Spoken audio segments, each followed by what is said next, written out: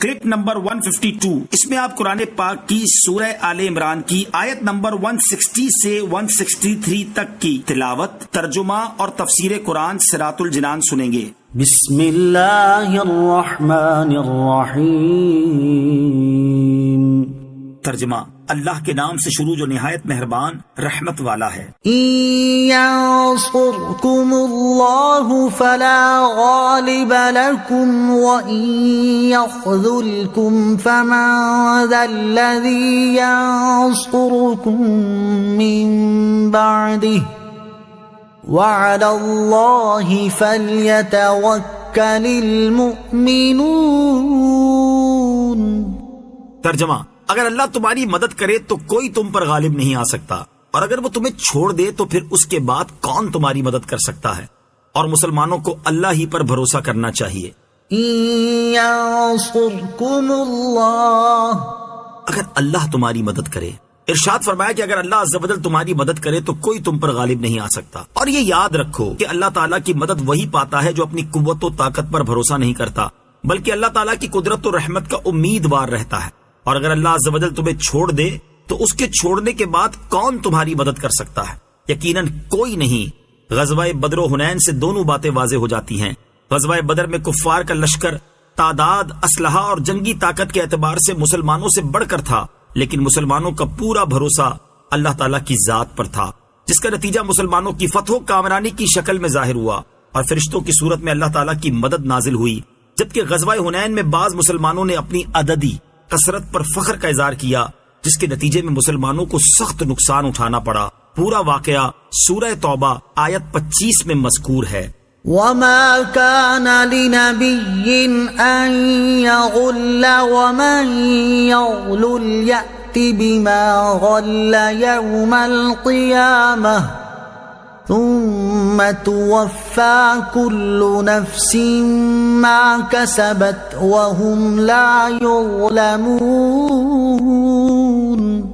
ترجمہ، اور کسی نبی کا خیانت کرنا ممکن ہی نہیں، اور جو خیانت کرے تو وہ قیامت کے دن اس چیز کو لے کر آئے گا جس میں اس نے خیانت کی ہوگی، پھر ہر شخص کو اس کے اعمال کا پورا پورا بدلہ دیا جائے گا اور ان پر ظلم نہیں کیا جائے گا۔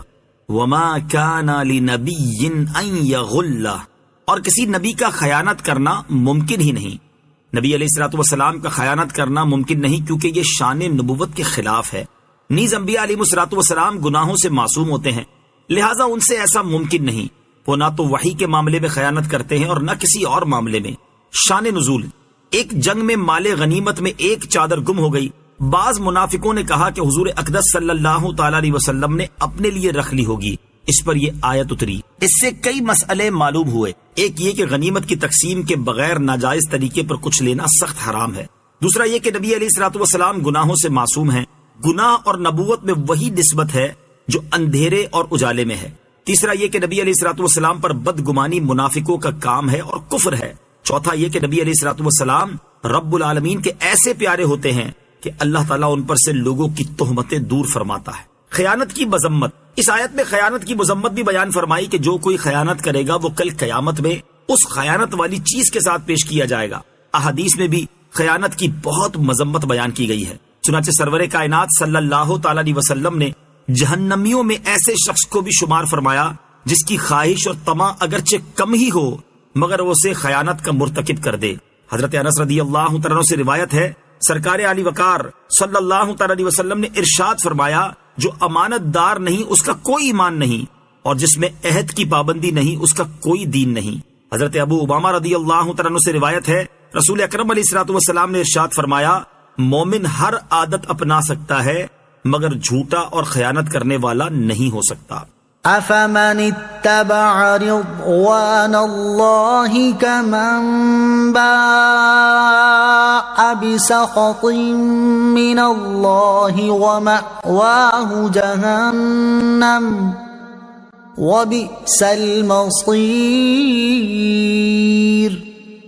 ہم درجات عند اللہ واللہ بصیر بما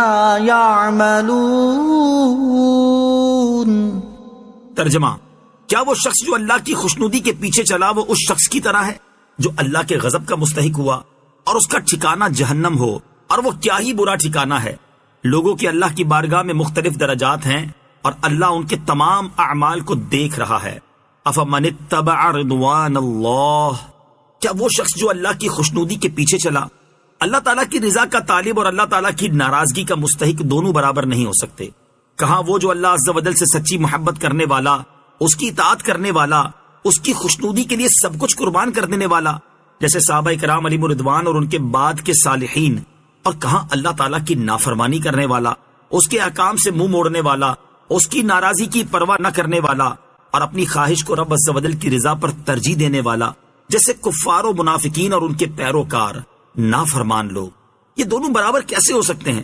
ان لوگوں کی اللہ عز و جل کی بارگاہ میں مختلف درجات ہیں، ہر ایک کی منزلیں اور مقامات جدا گانا ہیں، بروں کے الگ مقام اور اچھوں کے الگ